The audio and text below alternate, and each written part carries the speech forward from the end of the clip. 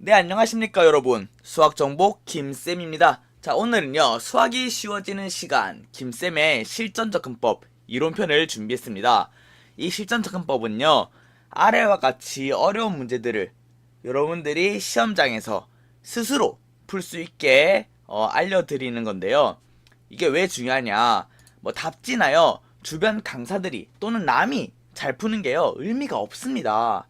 결국 시험장에서 이 문제들을 풀어야 할 사람은 여러분이기 때문에 이런 문제를 만났을 때 사고 정지되지 않고 벙찌지 않고 어떻게 접근을 해야 하나를 알려드릴 거고요.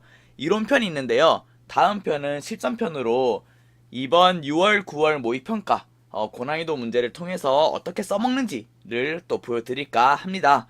그럼 바로 들어가겠습니다. 네, 첫 번째는요. 바로 무엇을 구해야 하는가를 파악하는 겁니다. 이게 무슨 말이냐, 처음부터 끝까지 한번 쫙 읽어봅니다. 그러면요 문제의 제일 마지막에 항상 얘를 구하라, 뭐를 구하라 라고 알려줍니다. 예를 들어서 f 프라임 뭐 5를 구하라 라고 한다면요 내가 생각을 해보겠죠. 아, f 프라임 5를 구하기 위해서는 f 프라임 x를 알면 좋겠구나, f 프라임 x를 알기 위해서는 fx를 알면 좋겠구나 라는 식의 내가 지금 뭐가 필요하구나 라는 거를 알 수 있는 겁니다. 자, 두 번째는 뭐냐면요, 한 줄 한 줄 이제 읽어가면서 조건을 해석하는 건데요. 여기서 중요한 거는 결과를 생각하며입니다. 이게 뭐냐, 바로 앞에서 봤던요 문제 무엇을 구해야 하는가에 대해서 내가 방금처럼 f'x가 필요하면요 문제에서 fx가 주어졌을 때 얘를 적분을 할 필요는 뭐 굳이 없다는 거죠. 물론 문제에 따라 써야 할 수도 있겠지만 시작이 그렇게 된다는 거예요. 아, 내가 얘를 요런 방향으로 좀 요리를 하면 좋겠구나, 쓰여져 있는 거를 쓰여져 있는 거에 대해서 요런 방향으로 내가 좀 탐구를 하면 좋겠구나, 요런 방향으로 내가 알고 있는 공식을, 알고 있는 개념을 사용하면 좋겠구나 라고 하면서 하나하나 읽어가면서 조건을 해석해 나가면 좋겠습니다. 그래서 또 뭐 조건을 해석하는 게 마냥 쉽지는 않을 거예요. 이 과정에서도요 내가 이 다음 단계를 넘어가려면 내가 무엇을 알면 좋겠구나 라는 거를 늘 생각하면서 하면 좋겠고요. 이제 세 번째는 이런 식으로 나와 있는 단서들을 가지고 이 단서를 가지고 내가 조합을 해서 또 정리를 해서 답을 도출하는 겁니다. 이 조합하고 정리하는 과정에서도요 내가 이제 이런 단서들을 가지고 있는데 최종적인 답을 구하기 위해서는 내가 무엇을 알면 좋을까, 어떤 식이 나오면 나한테 편할까, 얘네들을 가지고 어떤 방향으로 접근을 해야 될까 라는 것을 고민해 보는 겁니다. 물론 이 과정이 어렵다고 생각될 수 있죠. 그리고 뭐 공부 잘하는 학생들, 머리가 좋은 학생들, 수학을 잘하는 애들만 힌트를 찾아낼 수 있을 거야 라고 생각할 수 있는데요. 이어서 말씀드리고 싶은 게 뭐냐면은 기본에 충실하라는 겁니다. 아무리 그 오답률이 높은 문제더라도요 여러분들 배우지 않은 걸로 문제를 냈을까요? 교과서에 없는 개념을 사용했을까요?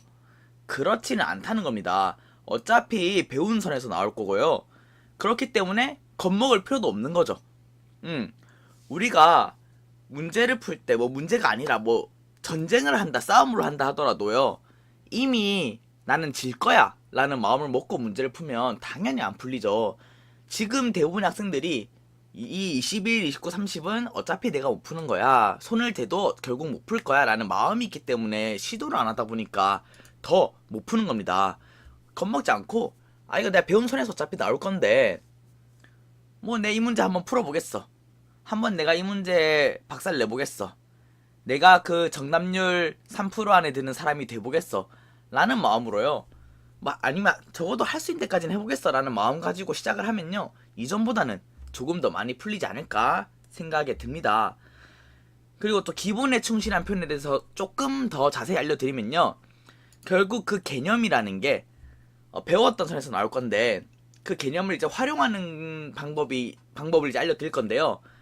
이 내용은 제가 이제 개념 공부가 무엇인가를 알려드린 강의에도 알려드렸으니까 참고하시면 좋을 것 같고요. 한번 간단하게 볼게요. 문제에서 변화율이라는 뭐 표현이 나왔다고 해봅시다. 그러면 이 변화율이라는 표현이 무엇을 의미할까라고 생각해보면 내가 배운 선에서 뭐 이 정도를 표현할 수 있겠죠. 하지만 더 나아가서 이 변화율이라는 개념에 대해서 배운 게 이 정도고요. 또 근데 이게 단가, 이것만으로 문제가 안 풀리는데 라고 할 수 있지만요, 결국 이 정도의 내용까지 여러분 다 배웠다는 겁니다. 이런 식으로 정말 기본에 충실해서 특별한 스킬을 사용하고자 아니라 갖고 있는 개념을요 더 정확하게, 그리고 더 서로의 연계성을 좀 찾아서 정리를 해보면 좋을 것 같아요. 물론 여기서 더 쓸 수도 있죠. 하지만 대략 예를 든 거고요. 또 요즘 잘 나오는 거, 탄젠트 알파라는 값이 나왔다라고 하면은 너무 뻔하게 내가 코사인 분의 사인이 탄젠트겠지 라고만 하고 이 다음에 못 나가겠는데 하면서 내려놓는 것이 아니라 좀 더 생각해 보는 거죠. 배운 선에서 그럼 내가 얘를 요렇게도 조리할 수 있고 저렇게도 요리할 수 있고 이런 것도 생각해 볼 수 있고 저런 것도 생각해 볼 수 있지 않을까 라는 것들을 교과서 내에서 여러분들이 한번 충분히 고민해 보고 정리해 보는 겁니다. 이렇게 해보면요 진짜 여러분들이 알고 있는 기본으로 다 풀린다는 거예요. 그 다음에 마지막으로 또 알려드릴 거는, 정말 내가 안 풀린다 했을 때는요, 비슷한 문제를 한번 지금 그러니까 내가 풀려고 하는데 잘 안 풀리는 문제와 뭐 주어진 조건이나 구하라는 결과가 비슷한데 조금 쉬운 문제, 뭐 이 비슷한 문제인데 저번에 풀어봤던 문제를 한번 다시 한번 공부해 보시면 또 풀리는 경우가 있을 거예요. 또 이제 어려운 문제를 푸는 법에 대해서 알려드리고자 하니까, 뭐 식이 복잡하게 나와 있던 간에 뭐 어떻게 뭐 말도 안 되게 생겼던 간에 결국 내가 뭐 이 식의 근을 구하라 라고 하면은 내가 평소에 근을 어떻게 구했지? 보통 쉬운 거에 대해서 내가 주어진 것을 구할 때 어떻게 했지를 고민해 보면요, 뭐 아무리 복잡하게 생겼어도 뭐 인수분해해서 뭐 는 0을 만드는 애가 근이지 않을까? 뭐 아무리 복잡하게 생겼어도 뭐 예를 들어서 연립방정식이라고 하면은 아무리 식이 뭐 지수 있고 로그 있고 엉망진창으로 생겼더라도 결국 문자가 두 개이고 식이 두 개면은 뭐 연립이 되지 않을까? 라는 생각을 할 수 있다는 겁니다. 이런 식으로 내가 과거에 풀었던 비슷한 거를 꺼내와서 한번 풀어본다 라고 생각하면 좋을 것 같습니다. 이제 물론 이 강의를 들었다고 해서 여러분들이 당장 29번, 30번에 대한 답을 낼 수 있진 않을 거예요. 하지만 지금 배웠던 얘기들 뭐 간단하게 다시 정리해 드릴게요. 다시 정리해서 처음부터 끝까지 한번 읽어보면서 최종 결과 내가 무엇을 구해야 하는지 생각해보고 어떻게 접근을 해야 될까 고민해보고 한 줄 한 줄 읽으면서 내가 무엇을 구해야 하는지를 알고 있으니까 그 방향에 맞추어서 조건을 해석하고 그 다음에 나온 조건들을 조합하고 정리하고, 이 과정에서 내가 무엇이 필요한가, 무엇을 잘 모르는가, 무엇만 알면은 내가 이걸 풀 수 있는가를 고민해보면서 조합 정리하시고, 이 과정에서 이제 그런 것들이 있다면은 기본에 충실하면서 내가 부족한 부분들을 기본 개념에서 꺼내와서 좀 구해보려고 노력해보시고, 마지막으로 늘 내가 이런 거 쉬운 형태에서는 어떻게 구했었지? 과거 다른 문제에서 어떻게 구했었지를 고민해보시면요, 이전보다는 훨씬 더 많은 식을 써내려가고 답에 근접한 결과까지 올 수 있을 거라 생각합니다. 이 이후에 안 되는 부분들에 대해서는 이제 강의를 보거나 뭐 답지를 보거나 해서 내가 이 부분을 놓쳤구나를 파악하면 좋겠죠. 어쨌든 그 파악을 떠나서 아예 접근조차 못하는 경우가 있기 때문에 이런 식으로 접근해가면서 조금씩 실력을 늘려나가면 좋겠습니다. 그래요. 여기까지에 해당하는 내용들이요, 이제 실전 접근법 이론편이었고요. 지금 했던 방법들을 통해서 제가 제 유튜브나 블로그에 있는 고난이도 문제 풀이 강의들이 다 이 방법을 따라서 풀이를 해두었기 때문에 그런 걸 참고하셔도 좋고요. 그리고 또 다음 제가 영상 실전 접근법 실력이래요.